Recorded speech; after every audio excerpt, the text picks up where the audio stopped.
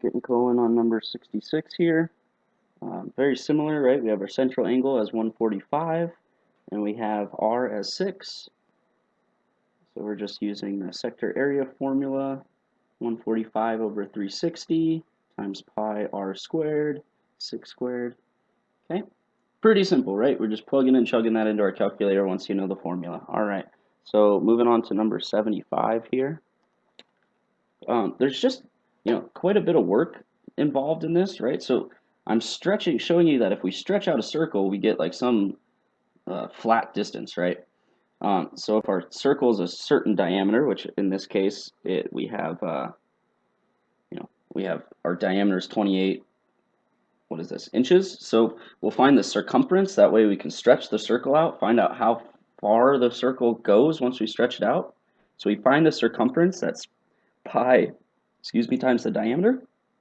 So we get that is equal to what, 87.96, and then we have to multiply that times 10,000 because there's what, 10,000 revolutions. It revolved 10,000 times.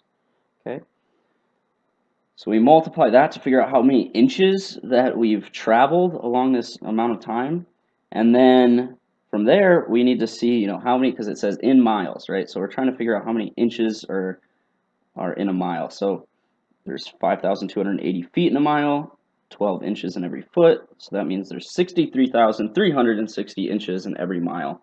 So then we'll want to go ahead and divide each of these, right? So we're going to divide our total amount of inches, that blue, divided by the red, right? The amount of inches per mile. And that comes out to 13.88, right? All right, good deal. So that's how many miles that we've traveled. Okay. So let's see here. Now we're doing number 84. All right. This one was kind of just confusing as to like what was the amount of space, that the cow could graze. I wasn't sure if he was allowed to wrap around the building or not. Assuming he's not really allowed to wrap around the building, we're just doing that sector area. Okay. So all we have to do is find that sector area. And that, again, that's assuming he can't wrap around the building. If he can do that, it's a little different. You just kind of find the area of the circle and then maybe subtract away the area of the inside there. So anyway, the sector area is what we're going to go with here, assuming that he can't wrap around the building. So just kind of plugging in, chugging there, plug it on in. All right. And so that would be the amount of feet squared, right? Because it's an area. So that would be the amount of feet squared, 7,853. All right, so now number 92, go ahead and move on to that. 92 is just kind of interesting. I'm not really too sure what angular speed is. Never heard of it. Might have been something that your teacher went through. Anyway, I'm not too familiar with it. I'm going to go ahead and skip to B because that's something that I am able to help you with. So we're finding the speed of the bicycle, right? We have to find the circumference.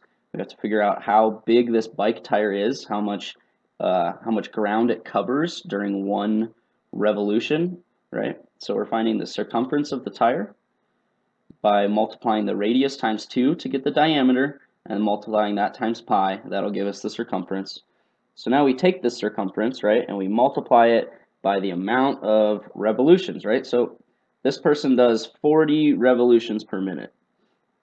Okay, so that means in 1 minute we go around 40 times, and 1 time is 81.68, right? So we multiply that times 40 to get how many times per minute, or how many inches per minute that we are we're going, right? So we're going 3,267 inches every minute.